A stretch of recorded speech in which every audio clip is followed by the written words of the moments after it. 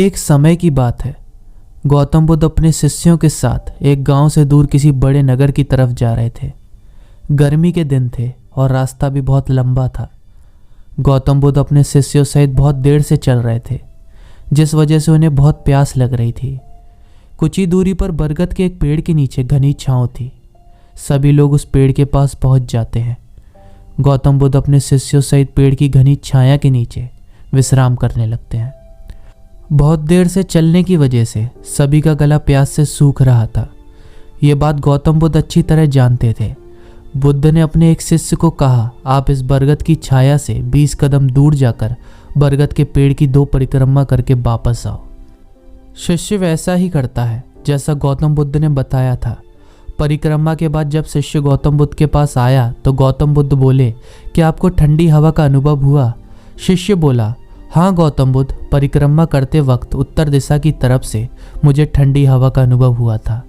शिष्य की यह बात सुनकर गौतम बुद्ध शिष्य से तुरंत बोले कि उसी दिशा में चले जाओ, जरूर वहाँ से कुछ ही दूरी पर एक तालाब अवश्य मिलेगा।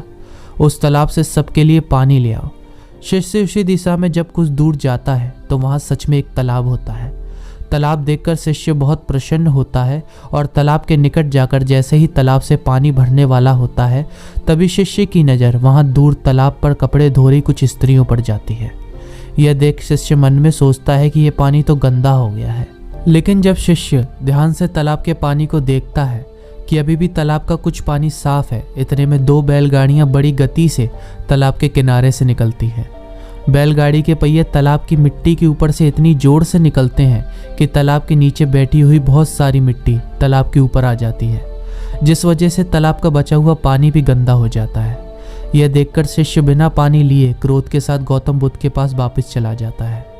शिष्य बड़ी निराशा भाव से गौतम बुद्ध को ये सब बताता है। शिष्य की बातें सुनकर सभी शिष्य बोलते हैं कि हमें तुरंत यहाँ से निकलना चाहिए, किसी दूसरी जगह पानी की खोज करनी चाहिए, वरना प्यासे यहीं मर जाएंगे। इधर गौतम बुद्ध सभी को शांत होने के लिए कहते हैं और बोलते हैं कि धीरज रखो, कुछ देर यहीं बैठो, उचित समय आने तक संयम बनाए रखो।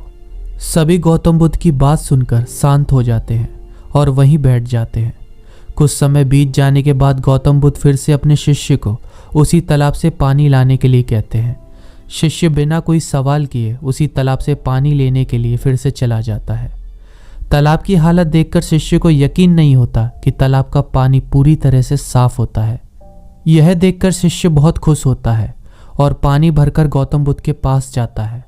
सभी पानी पीकर अपनी प्यास बुझाते हैं, लेकिन अभी भी सबके मन में ये एक सवाल था कि आखिर ये चमत्कार हुआ कैसे? तालाब का पूरा पानी तो गंदा था। उन्हें लगा कि यह गौतम बुद्ध की शक्ति है। उनमें से एक शिष्य यह सवाल पूछ ही लेता है कि आपने ये चमत्कार किया कैसे? शिष्य का जवाब देते हुए गौतम बुद्ध बोले कि ये कोई चमत्कार नहीं था, ये आप सबके सब्र का फल है। ये फल है आपके सब्र बनाए रखते हुए उचित समय के इंतजार करने का।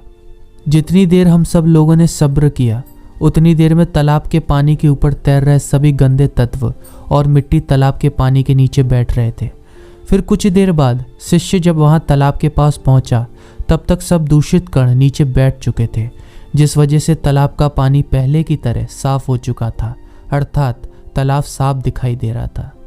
यदि उसी समय आप लोगों ने सब्र ना किया होता, धैर्य ना रखा होता, तो आप सब इतनी गर्मी में पानी की खोज में प्यासे रहकर शायद अब तक मृत्यु को प्राप्त हो गए होते, क्योंकि यहाँ कोई तालाब है ही नहीं, और अगर होगा भी तो क्या उसका पानी साफ होगा? इन सब कारणों से आप कभी प्यास ना बुझा पाते और प्यास से मर जाते। फिर इतना बोलने के बाद गौतम बुद्ध शिष्य को एक सीख देते हुए कहते हैं कि जैसी स्थिति हम लोगों के समक्ष आ जाई है, वैसी स्थिति और मुश्किल दौर जिंदगी के हर मोड़ पर आएंगे। तब उस समय भी आपको ऐसे ही संयम बनाए रखना होगा और अपने विवेक से काम लेते हुए ही आपको एक उचित फैसले के साथ सही नतीजे पर पहुंचना होगा। हर मुश्किल दौर में सब्र रखते हुए ऐसे ही शांत मन के साथ कोई फैसला लेना चाहिए जो कि आपके और दूसरों के लिए अच्छा हो, क्योंकि ऐसी स्थितियों में लोग अक्सर गुस्से में आकर अपना सब्र खो देते हैं और गुस्से तथा जल्दबाजी में गलत काम और फैसले कर बैठते हैं, जिसका बुरा परिणाम उनको भविष्य में देखने को मिलता है, जिसमें उनका खुद का नुकसान अधिक होता है। गौतम बुद्ध की इस सीख से हमें अपने जीवन में बहुत कुछ सीखने को मिलता है। कुछ परिस्थितियां हमारे जीवन में ऐसी होती हैं जहां हमें सब्र बनाए रखते हुए उचित समय का इंतजार करना होता है, लेकिन लोग अक्सर यहीं पर अपना सब्र खो देते हैं और उचित समय आने का इंतजार नहीं करते, जिस वजह से उनको आगे चलकर दुख और मुश्किलों का सामना करना पड़ता है। हमेशा याद रखें, हमारे द्वारा लिया गया आज का फैसला हमारे आने वाले कल की खुशी और दुख को निश्चित करता है।